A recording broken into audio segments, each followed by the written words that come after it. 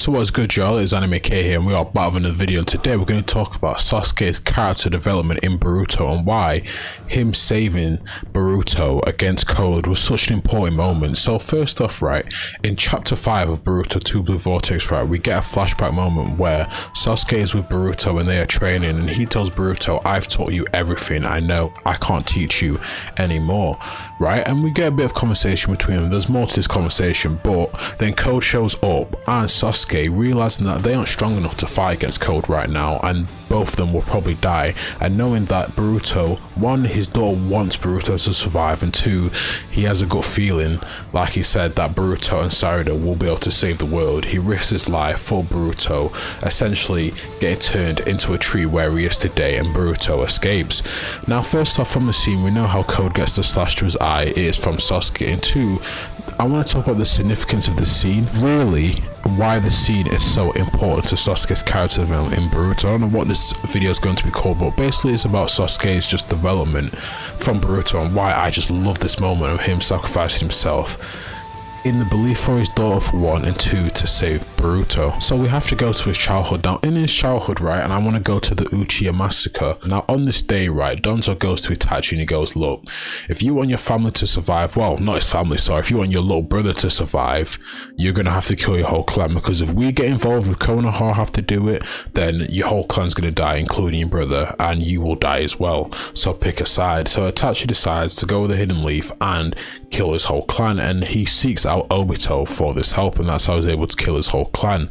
Now when Sasuke is on his way home, he goes into his house and he sees both his parents are dead, and visibly, obviously, he's upset. He wants to know what happened, and he sees his big brother Itachi stood there. Now Itachi stood there and he thinks, first of all, Itachi, what's going on? He'll kill our parents. But then he slowly realizes that it is Itachi that killed his parents, and Itachi puts Sasuke in a genjutsu where he has to watch all his clan, everyone that Itachi has killed, plus his parents die right in front of him. So essentially he's seeing it happen.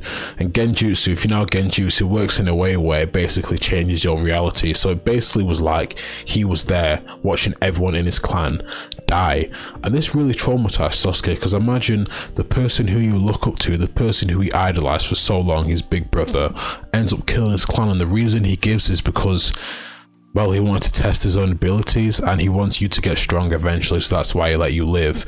Basically saying, you're not worth killing right now, I'm going to kill you years later. That can have a big effect on someone, really trust issues and everything, so it can have a big effect on someone, and it definitely had a big effect on Sasuke.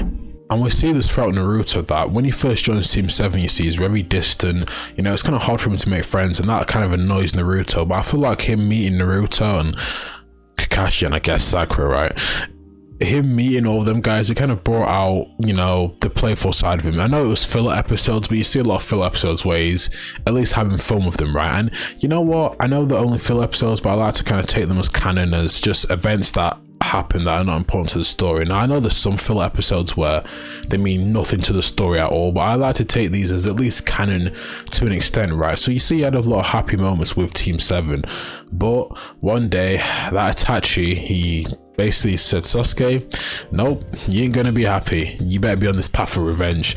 So this is, I can't remember what arc this is during. I can't remember what arc it's during actually, but it's one of the arcs before Sasuke leaves the village, right?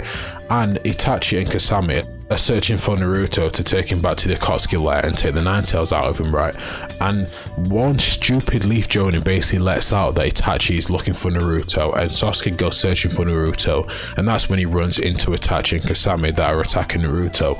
And this moment for me, obviously you guys will know this, but it's basically the moment that knocks Sasuke back into revenge, because before this moment you can see he was very happy with Team 7. He seemed, not that he'd forgotten about revenge, but he finally found more people that he can call his family and people that he could trust. After running into Itachi, he gets defeated so easily, right?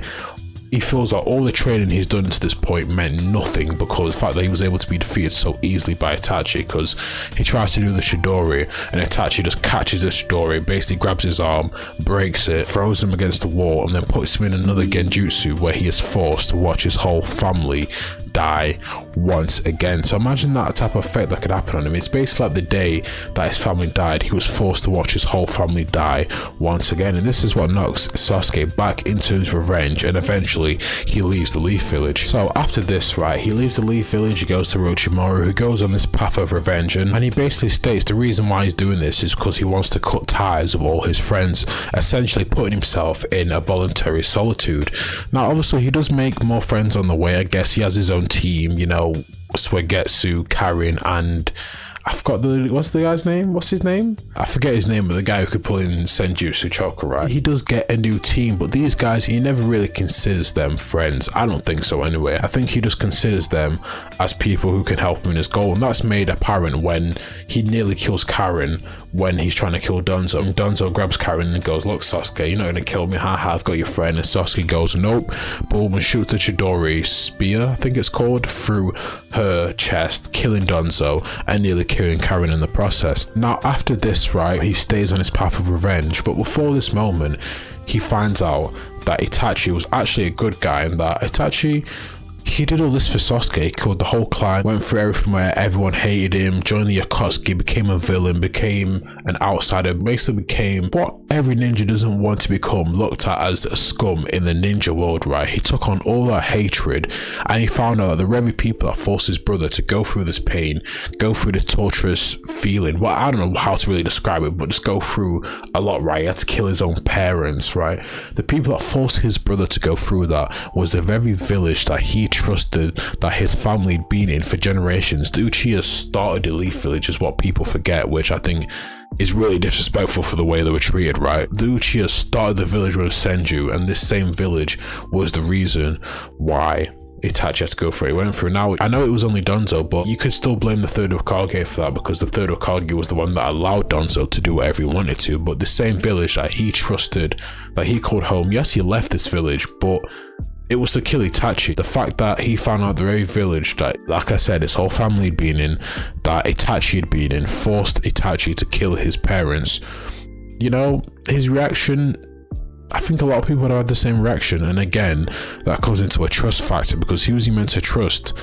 And this is where he develops, you know, the mentality where in the Fourth Great Snow World War, you see him wanting to kill all the Kage and create a new world because he can't trust this world. And the Shinobi system is just messed up in general. The fact that the Shinobi system forced his big brother to kill his whole family. Now we move on to after the war. Now, of course, you know the story goes. Naruto saves Sasuke, right? Sasuke comes back to the village. He goes on his journey of redemption, as he calls it, right? But you see, even now, it's still hard for him to love and trust people. And obviously, he trusts Sakura, he trusts Naruto, Kakashi, and that. But you see, even his relationship with Sakura, right, after the time skip, I guess, or during Boruto, right, you see that Sakura, she really doesn't know a lot about Sasuke, and even Sarada is questioning her on who her father is, and she can't really say much about him because she knows Sasuke, but again, Sasuke was on this journey, he was protecting the village, he was constantly away from home, right? So you can see, I guess it was hard for him to really show love. You see on occasions that he tells Naruto, tell Sakura, I'm sorry. And I think it's because he's never really been shown love, I guess. So obviously he had his family at the start, but his whole family was killed. For most of his life, he lived for revenge. So he never really had time to really show love. So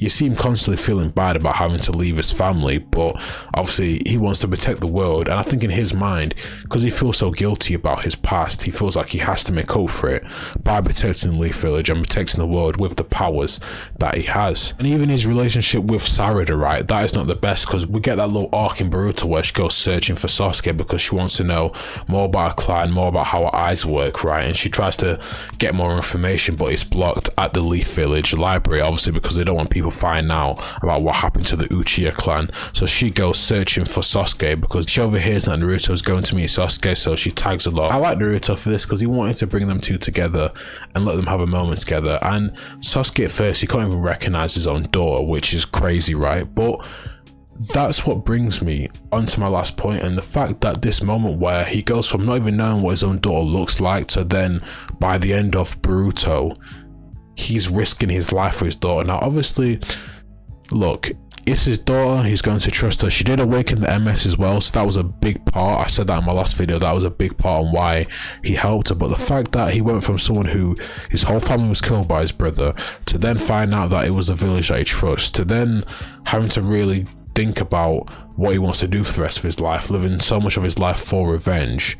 The fact that he's able to do a 180 and now put his whole trust into his daughter, the very daughter who he didn't know what she looked like at first, puts the very trust into his daughter, I think made that moment so good. And I know people have touched on this before, the fact that, you know, he even trusts her in the first place to help Boruto, but I think it just added an extra layer of, I don't know, it was just like an ice on the cake to that moment, you know, where Sasuke's been to where he is now. And the fact that even now he's still playing a big part in the story, because his clone may have to go up against Sarada, and we don't know how it's going to turn out. Sasuke may live, Sasuke may die, we don't know. But I think Sasuke's development in Boruto, you know what, I've really liked it. Now, while I was a bit annoyed like everyone else when he lost his powers, because one, I really loved his Rinnegan powers, and Sasuke is one of my favorite characters, probably top 2 favorite characters in the show. I think, look, it serves as great development for him. And look, I think Sasuke will come back. I don't think Kishimoto will kill him off. I think he'll come back into the story, maybe even sooner than we think. And I think he'll come back with all his powers, as will Naruto. But look, guys, you guys let me know what you think. What do you think about Sasuke's character development? Also, if you guys would like a similar video about Naruto, I'd love to do that. I think I want to wait a bit until Naruto does come out of the Daikoten to kind of make a video like that. But you can still make a video on the case of how Naruto has had to raise Boruto and become the Hokage and stuff like that. But look, guys, let me know. Like, comment, subscribe, share the video. Thank you for watching, listening, or however you choose to indulge in my content. And peace. I am out.